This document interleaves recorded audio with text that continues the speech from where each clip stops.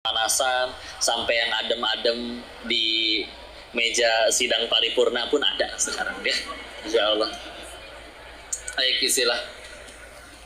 Jadi intinya mah semuanya pengen bahagia, pengen senang, pengen tenang. Nah masalahnya kan dapat dari mana kan? Ada yang nyarinya berpikiran, oh harus dari duit nih, harus punya banyak. Oh ada yang harus punya jabatan nih.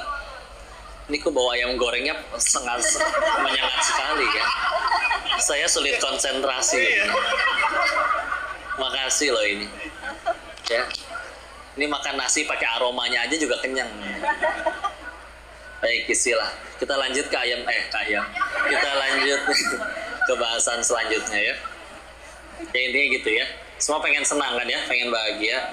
Nah masalahnya ternyata segala hal yang kita anggap sebagai sumber kebahagiaan, memang pelajaran di Thailand yang paling disyukuri walaupun disesali keberangkatannya ke sana adalah diperlihatkan bahwa segala hal yang kata orang itu adalah sumber kebahagiaan ternyata nggak senang-senang juga ya.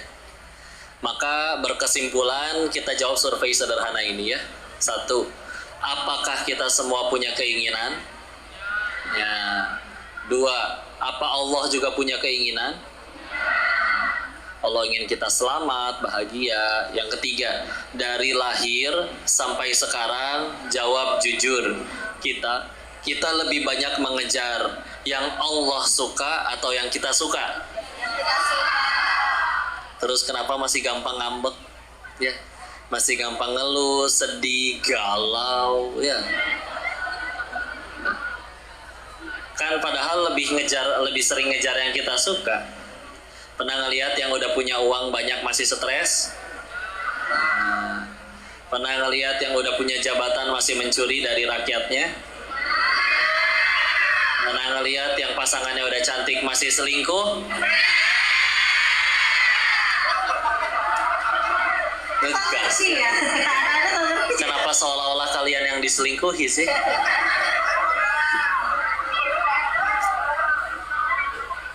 Lewat aplikasi apa selingkuhnya?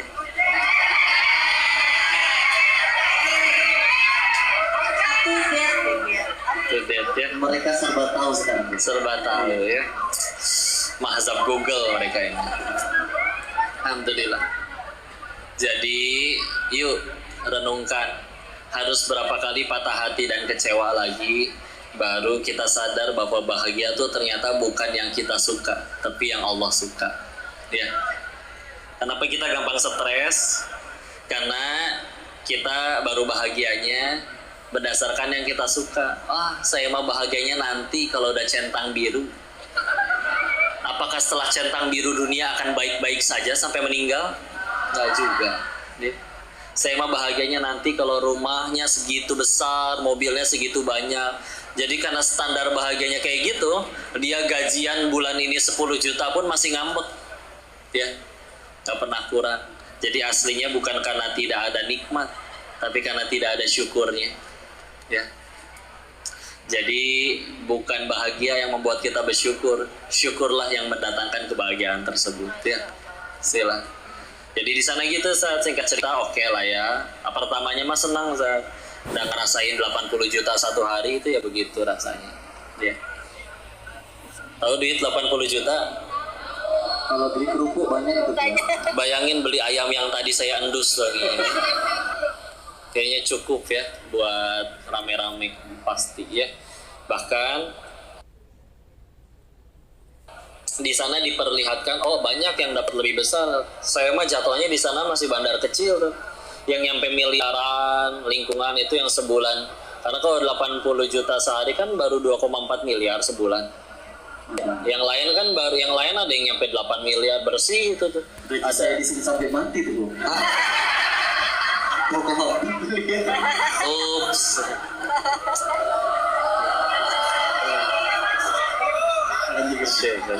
Mungkin Ustadz cuma salah zaman ya. Karena di zaman dulu sama gaji dulu itu apalagi luar biasa ya. Tapi nggak apa-apa kita cari gaji.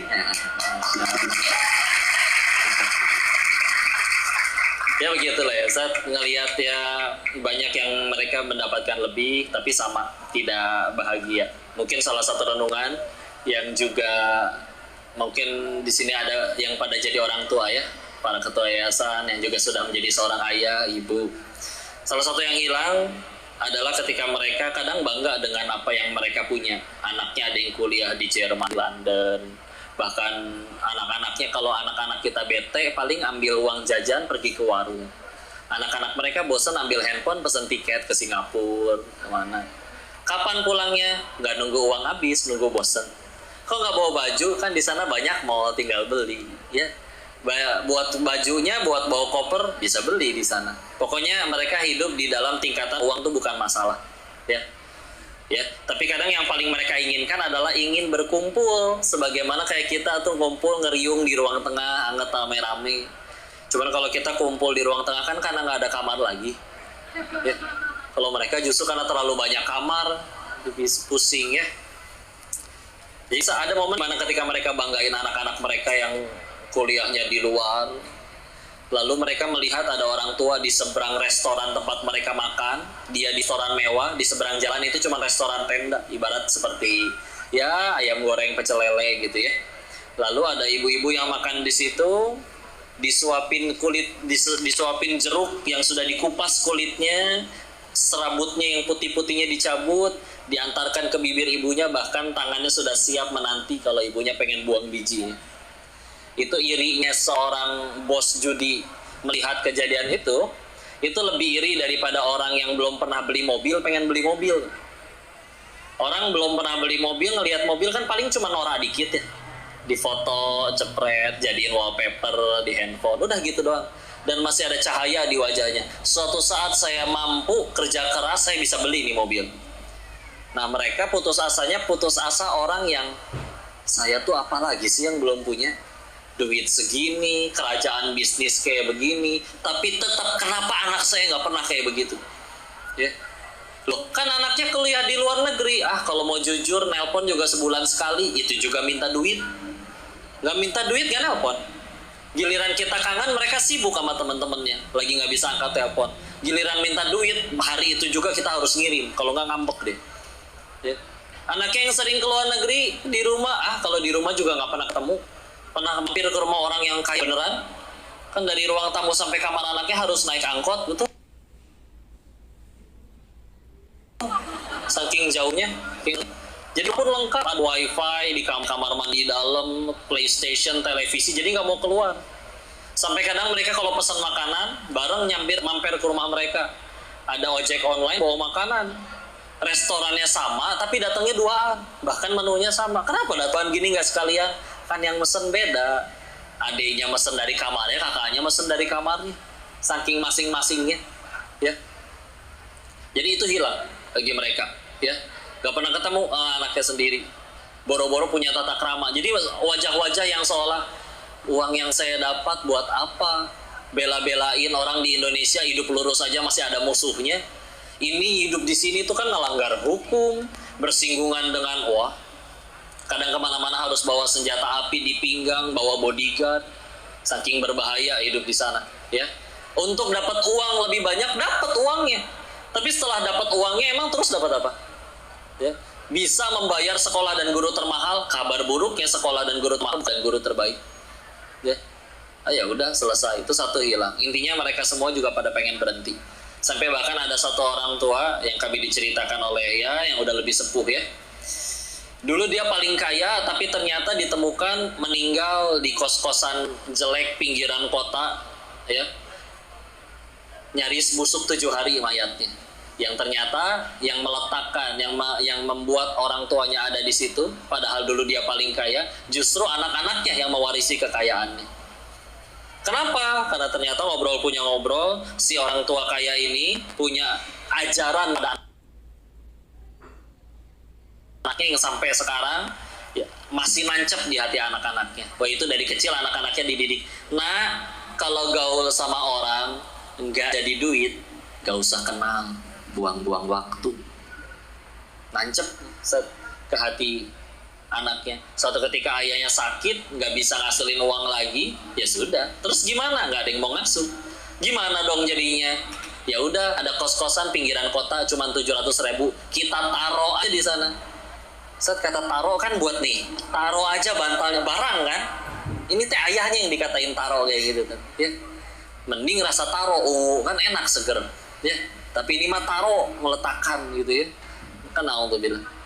Demi Allah yang membunuh si ayah itu ketika salah satu pembantu yang jenguk seminggu sekali, ya udah nyaris busuk. Air kencing mengenang, sampah berantakan, namanya kakek sakit tinggal sendirian. Tapi yang membunuh si kakek itu bukan penyakitnya, perasaan dibuang oleh anak yang dulu ia bangga-banggakan. Ini kadang punten ya. Kita mau, luar biasa. Oh, anak saya nggak usah terlalu sering ngaji kok. Kan cita-citanya nggak jadi ustadz. Emangnya ngaji cuma buat ustadz doang? Enggak. Ya, saya bukan ustadz juga ngaji. Ya, maka ketika dinasehatin, oh ya udah boleh nggak apa-apa ngaji. Setelah udah akhirnya ngaji, nanya siapa yang mau ngajarin, panggil aja gurunya. Nah, kita punya duit, datang ke sini gurunya. Ada tetangga yang bisa ngajar, nggak usah jauh-jauh. Berapa biasanya? Tetangga sih pada ngasih gope sebulan. Mahal amat katanya ya. Sakit hati dah saya mah dengarnya. Pengen ngejambak gitu. Enggak rambutnya, bibirnya saya jambak nih, kremes gitu ya. Atuh dah ya. Coba ya, emang kalau misalkan anaknya jadi kita tuh meninggal, emang ditanya anaknya udah centang biru atau belum, kan enggak ya, dan segala macam jabatannya. Kalaupun anak kita sukses tapi bapak ibu diperlakukan seperti film azab Indosiar, mau? Enggak ya, tetap aja tanya ada yang hilang. Sampai ada seorang dai juga di negeri kita ini, dia cerita dulu pernah ngajarin anak orang kaya ngaji, dikasih kafalahnya 2 juta per bulan ya. Suatu ketika Linjang, yuk nginep di villa keluarga kami. Datang Ustadz nih ke villa keluarganya. Di situ ngelihat ternyata majikannya yang anak orang kayaknya ini punya seekor anjing, lucu anjingnya. Ustadz. Disuruh loncat-loncat, duduk-duduk, salaman-salaman, narik angkot anjingnya. Ya. Ditanyakan, kok anjingnya pinter? Dijawab, kan anjingnya ngeles. Ada les anjing? Ada les anjing. Berapa biayanya les anjing? Ya? Kalau di Sunda gitu. Berapa biayanya les anjing? 8 juta sebulan. Ajib ya. Tuannya yang punya anjingnya ngajar ngaji, cara ke surga cuma 2 juta biayanya. Anjingnya dilesin, guru anjingnya 8 juta. Ya. Karena pas akhirnya besok waktunya ngaji lagi, si ustadznya nggak datang. Ditelepon, kenapa nggak datang ngajar? Iya, enakan ngajar anjing katanya. Nah, untuk bilang ya. Kita lihat ya, di Bogor sampai ada bimbel. Bimbel tau bimbel? Ya, ada spanduk di depannya. Paket 80 juta. Wah, buat apa ya? Terus saya kira teh itu persiapan masuk ke surga. Taunya persiapan masuk PTN. Sampai ada orang tua berkata, ini worth it nih. Yang penting anak saya masuk PTN 80 juta nggak masalah. Karena ada tanda bintang di angka 10 jutanya. Kan biasa ada tanda bintang, di kanan ada tulisan yang kecil penjelasan. Penjelasannya adalah itu juga belum tentu lulus. Dan yang nentuin lulus enggak kampusnya, ya, bukan bimbelnya. Ya udah, tapi katanya worth. Giliran anaknya ngaji buat supaya ngerti adab. Tapi udahlah, itu satu, dunia mulai terasa biasa saja. Karena begitulah sifatnya dunia, bisa menjenuhkan. Orang yang di sana juga pengen berhenti. Saya nggak cukup puas, saya survei kepada band lebih besar yang udah puluhan mendirikan kasih di sana. Ya ditemukan ya, nggak ada yang happy ending. Ada yang udah mati kena HIV/AIDS, ada yang udah gila karena anak istrinya kabur sama laki-laki lain. Ada yang dipenjara karena dikhianatin anak buahnya. Ada yang tetap kaya tapi anak-anaknya mati overdosis narkoba semua. Jadi saya nggak menemukan alasan lagi untuk tetap di sana. Ya, sampai akhirnya ya sudahlah ya, intinya mah pulang dan sekarang diizinkan bertemu dengan anak-anak yang saleh-salehah. Begitu, Ustaz. Allahu a'lam bishawab. Baik, terima kasih pengalamannya juga. Ini kan yang penonton kita ini kan rata-rata remaja dewasa nih, terutama untuk Teh Yurda. Nah, Teh Yurda dan Ko Dennis ini sudah menikah. Iya, sudah menikah. Udah, bukan pacaran itu, pacaran ya. Anak zaman sekarang itu bro, ya, zaman no kalau kita bilang tuh. Kalau saya kan zaman old. Oh, iya. Padahal apa namanya, anak zaman sekarang itu kalau dikatakan pacaran, waduh, ini sangat luar biasa. Kalau kata nama pacaran, bagi anak zaman sekarang itu hal yang biasa. Bahkan kalau anak zaman sekarang itu, kalau nggak pacaran, maka orang yang nggak pacaran merasa terasing kan, merasa nggak gaul, nggak apa namanya, nggak keren gitu. Jadi mohon motivasinya untuk anak-anak kita ini, terutama untuk Teh Yunda, ya bagaimana hijrah memilih pasangan ke depannya, ya terutama ya semua kita pasti akan menikah ya, tapi ada waktunya. Ya. Bapak Teh Yunda. Masya Allah. Ini yang Ahmad langsung senyum-senyum gitu. Emang ada yang pacaran di sini? Ada yang pacaran di sini? Coba yang perempuan dan laki-laki, kalau ada yang tahu temennya ada yang pacaran, coba bisikin, teriakin di telinganya, udah putusin aja. Ini hari Jumat ya, mustajab doa, lagi pengajian, kita doakan yang pacaran putus. Masya Allah. Baik. A'udzubillahi minasyaitonirrajim. Bismillahirrahmanirrahim. Assalamualaikum warahmatullahi wabarakatuh.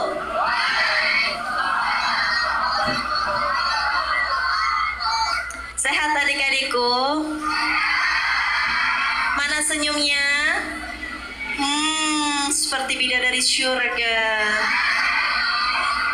Yang laki-laki sehat? Mana senyumnya? Bedakan senyum sama cengenges. Masya Allah, Alhamdulillah. Melihat wajah adik-adik ini, wajah-wajah yang nggak ada dosa ya Bu ya. Lihat wajahnya bercahaya. Nggak ada yang pernah jadi bandar judi. Nggak ada yang pernah kena pinjol. Semuanya masih bersih insya Allah. Adik-adik yang dirahmati Allah, mungkin karena waktunya tinggal sedikit lagi. Tadi Ustadz bertanya bagaimana caranya hijrah memilih pasangan yang bisa sevisi misi ke akhirat. Kita ini berasal dari tanah dan nanti juga akan kembali dimasukkan ke dalam tanah. Akan kembali kita kepada Allah. Kullu nafsin dha'iqatul maut. Setiap yang bernyawa pasti akan merasakan kematian. Orang kaya, orang miskin, rakyat biasa, raja-raja, presiden. Udah. Kita semua akan merasakan kematian. Mumpung Allah Subhanahu wa Ta'ala masih memberikan kehidupan, mumpung masih muda, bersegeralah dalam ketaatan. Terutama ini Teh Yunda punya pesan untuk para muslimah. Mana muslimah? Mana para ahwat? Ada ahwat di sebelah sini. Berarti kalau yang sebelah sini namanya ahwat solehot. Teh Yunda punya pesan seperti ini adik-adik sekalian. Di dalam Al-Quran, Allah sangat meninggikan, sangat memuliakan para kaum wanita. Maka di dalam Al-Quran ada satu surat khusus wanita. Apa nama suratnya? Surat keberapa? 2 Al-Baqarah, Dek. Surat ke-4. Sekarang pertanyaan Teh Yunda, ada nggak di dalam Al-Quran surat khusus laki-laki? Ada surat Ar-Rijal namanya? Nggak ada. Artinya apa? Hikmah yang bisa kita ambil, Allah itu sangat meninggikan derajatnya para kaum wanita. Kalau Allah sudah meninggikan derajat adik-adik sekalian, jangan dihinakan dengan kita berpacaran. Jangan dihinakan dengan Allah sudah menyuruh menutup. Allah menyuruh kita menutup kerudung kita hingga menutupi bagian dada. Quran surat Al-Ahzab ayat 59 ayat 31, dan julurkanlah kerudungmu hingga menutupi dada. Jangan pas di sekolah menutup dada, pas di luar sekolah bagaimana? Cekek leher. Namanya itu kerudung sakaratul maut. Cekek sana, jepit sini, putar kanan, putar kiri, kasih kembang di atasnya. Ribet nggak? Ribet. Justru apa yang Allah perintahkan di dalam Al-Quran itu adalah memudahkan para kaum wanita. Allah minta adik-adik sekalian jangan pacaran. Wala taqrabu zina. Kenapa nggak boleh pacaran, Dek? Selain dosa, nanti kalian bisa masuk neraka. Selain masuk neraka, bisa masuk apa, Bang? Masuk angin, ya Pak. Oe, muntah. Siapa yang paling dirugikan? Wanita. Laki-laki mah tidak berbekas dan bisa lari kapan saja, tapi tidak bisa lari daripada murkanya Allah. Zina itu adalah termasuk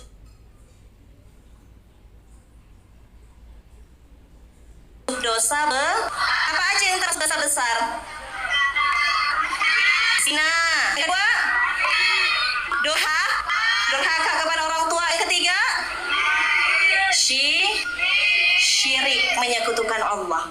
Adik-adikku sekalian, pacaran yang paling sengsara cuman wanita. Siapa? Masih mau pacaran? Sudah masuk angin, oe, perut membesar, ditinggalkan laki-lakinya, ngurus anak sekalian, sekolah terbengkalai, mau? Maka jangan mau dimodusin sama laki. Tahu kalimat playboy syariah? Gimana kalimat mereka? Assalamualaikum ukhti.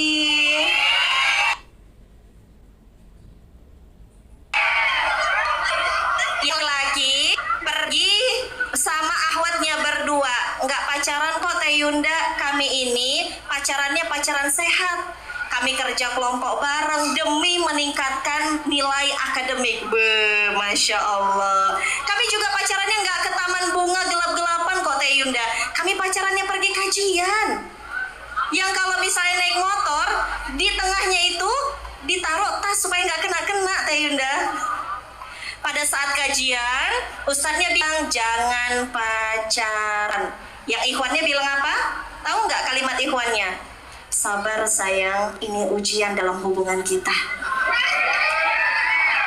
Tetap teguh pada pendirian, ya kan? Itu kalimat siapa? Playboy? Ada nggak ternyata ahwat playboy? Gimana kalimat ahwat playboy ini? Playgirl, ya? Gimana kalimatnya? Sayang, sudah bangun tahajud belum? Sudah one day one juice belum? Terus dibalas sama ikhwannya, udah sayang, ini aku juga lagi sholat, ini lagi tasyahud akhir, cekrek. Ya Allah, ada di sini adik-adik yang dirahmati Allah. Dulu pada saat Teh Yunda muda, Teh Yunda itu sempat di Darut Tauhid Peduli Sumut di Jalan Abadi, Komplek Abadi. Teh Yunda sempat di situ. Coba lihat kakak-kakak di situ enggak? Enggak ada. Dan coba kita lihat hari-hari mereka disibukkan oleh apa? Karena kalau kita pengen melihat diri kita di masa datang, ambil cermin, kita bercermin bagaimana diri kita di masa sekarang. Adik-adik hafal nggak surat tentang pernikahan Ar-Rum ayat 21? Wa min ayatihi an khalaqalakum min anfusikum azwaja litaskunu ilaiha wa ja'ala bainakum mawaddatan wa rahmah. Inna fi dzalika laayatil liqaumin yatafakkarun. Apa kata Allah? Dan di antara tanda-tanda kebesaran Allah, tanda-tanda kebesaran Allah itu apa? Yang pertama, Dia menciptakan pasanganmu dari jenismu Jadi kalau adik-adik kepikiran nanti jodohku seperti apa ya? Kayak Kodenis enggak ya? Gantengnya kayak Kodenis enggak ya? Pinternya kayak Kodenis enggak ya? Tajirnya kayak Kodenis enggak ya? Amin. Ambil kaca, ngaca. Karena apa? Jodoh itu adalah cerminan diri. Sekarang gini, adik-adik laki-laki dan perempuan ambil cermin, bercermin. Kalau kita lagi bercermin, wajah siapa yang kelihatan? Wajah sendiri. Begitulah kata Allah, perihal jodoh itu adalah cerminan diri kita. Berangkat dari situ Ustadz, karena saya mengetahui bahwasannya jodoh adalah cerminan diri, maka jodoh kita tergantung bagaimana diri kita saat ini. Apa yang menjadi aktivitas kita saat ini? Kalau adik-adik hari ini disibukkan dengan pacaran, maka jodohnya juga sedang pacaran. Kalau hari ini adik-adik disibukkan dengan kegiatan yang kurang bermanfaat, maka jodohnya juga sedang menyia-nyiakan dirinya. Percaya nggak? Percaya.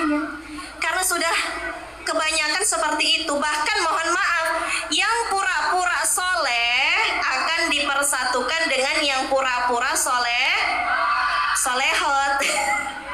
Ya kan? Maka jangan pura-pura. Jangan pakai topeng. Solehlah karena Allah Ta'ala cinta kepada hamba yang soleh. Solehah karena Allah mencintai wanita yang menjaga kesuciannya. Jadi kalau adik-adik pengen tahu kenapa Teh Yunda kok bisa suaminya kayak Kodenis, kok kayak paket lengkap banget ya, kan gitu. Udah ganteng, pintar, tajir, apalagi kaya, lagi soleh, amin, insya Allah. Bagaimana cara mendapatkannya? Apa amalannya? Sejujurnya tidak ada amalan khusus yang Teh Yunda lakukan. Namun pada saat muda, Teh Yunda menyibukkan diri di dunia dakwah. Apa? Di dunia apa?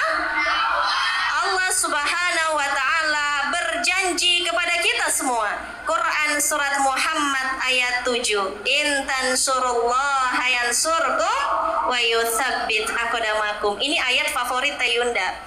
Barang siapa yang menolong agama Allah, maka Allah yang akan menolongnya, menolong penghidupannya, menolong mencarikan pasangan terbaiknya, menolong hajat-hajatnya. Dia sibuk mengejar akhirat, maka Allah sempurnakan dunianya. Sepakat gak nih? Mau gak mengikuti jalurnya Teh Yunda?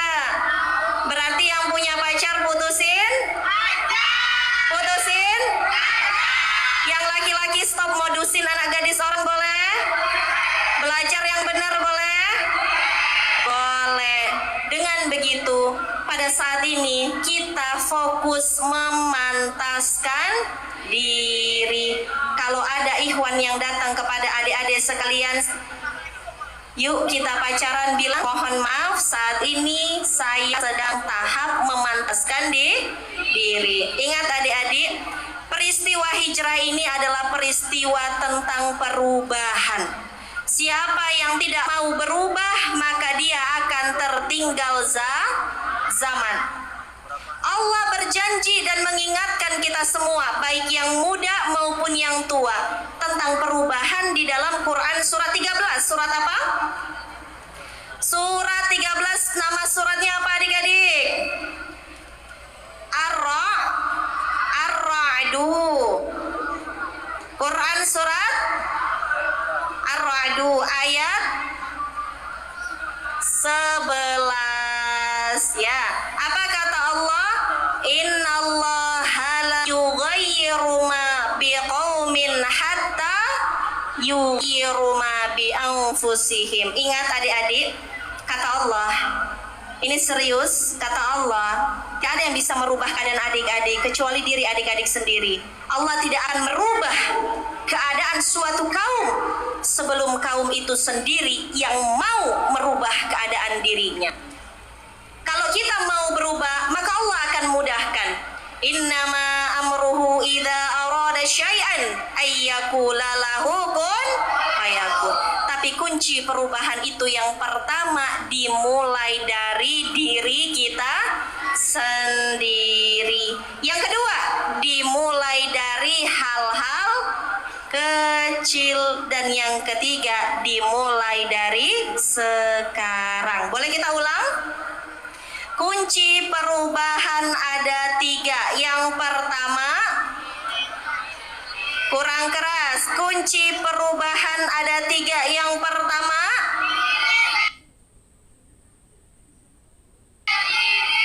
yang kedua, kurang semangat. Yang kedua, yang ketiga, dan yang paling penting,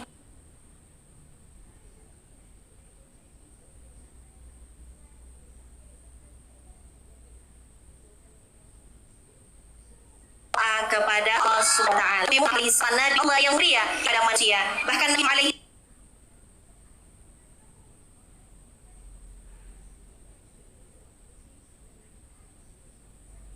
Islam ketika akan hendak dilemparkan ke dalam api yang berkobar. Wahai, apakah engkau milik? Apa kata Ibrahim? Kalau kepada manusia saya tidak punya hajat. Saya hanya punya hajat kepada Allah Subhanahu wa ta'ala. Adik-adikku sekalian, kita punya tangan untuk berdoa kepada Allah, dan doa adalah senjata bagi orang-orang beriman. Gunakanlah itu, angkat tangan kepada Allah, berdoa, ya Rabb, jadikanlah saya anak yang saleh soleha. Ya Allah, jadikanlah saya anak yang bisa mengalirkan pahala jariah untuk kedua orang tua dan guru-guru saya. Ya Allah, jadikanlah saya orang yang sukses lagi manfaat dunia dan akhirat. Ya Allah, pertemukanlah saya dengan jodoh yang solih soleha, keluarga yang sakinah, mawaddah warahmah, bersama berkumpul kembali di syurga. Amin ya rabbal alamin. Begitu mungkin Ustaz. Mudah-mudahan ada ilmu yang bisa diambil, diamalkan, dan bermanfaat untuk kita semuanya. Wallahu a'lam bishawab. Assalamualaikum warahmatullahi wabarakatuh. Waalaikumsalam warahmatullahi wabarakatuh. Tepuk yang meriah untuk kita semua. Masya Allah.